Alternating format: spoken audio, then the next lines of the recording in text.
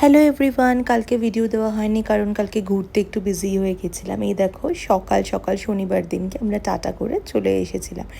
একদম 6:10 আমাদের বন্দে ভারত ছিল, আর আমরা মনে হয় 6:08 নাগাদ স্টেশনে ঢুকেছি। হ্যাঁ, আমরা এরমই লেট হয়ে যাই। তারপরে ট্রেন ছেড়ে দেওয়ার কিছুক্ষণ বাদে জল নিউজ পেপার দিয়ে চা দিয়ে দিল। কি বাজে চা দেয় গো বন্দে ভারতে। দেখো একটুখানি ভালো দার্জিলিং টি তো দিতেই পারে, বড় যখন ব্ল্যাক টি দিচ্ছ। আর আমি এর আগে বহুবার বন্দে ভারতে গেছি, বাট চেয়ার কার, এবার টিকিট না পাওয়া এক্সিকিউটিভে গেছি।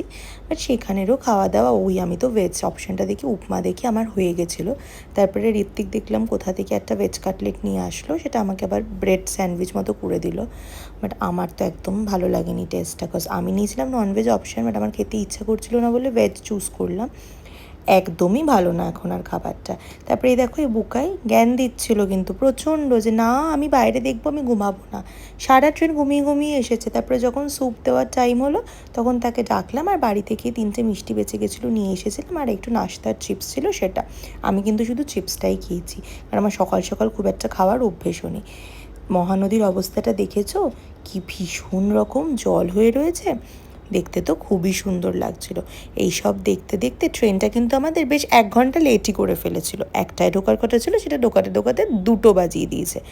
লাঞ্চ দিয়ে দিয়েছিলো এখানে চিকেন, ডাল, দই, পরোটা, রাইস, তরকারি। বাট একটাই খোলা হয়েছিল, যেহেতু বুকাইয়ের ফার্স্টে বুকাই একটু টেস্ট করলো।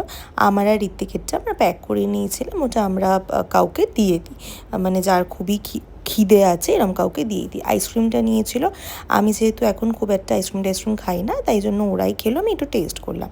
আর এইটা দেখেছো, এটা কিন্তু আমাদের সবার খুব প্রিয় একটা টার্ন, বলো যে কোনো বাঙালিরই হবে। তারপর এই দেখো হোটেলে এসে গেছিলাম, আমরা সুইমিংয়ে উঠেছিলাম, এটা ছিল ব্যালকনি থেকে ভিউ। বাকিটা নেক্সট ভিডিওতে দেখা হবে, টাটা।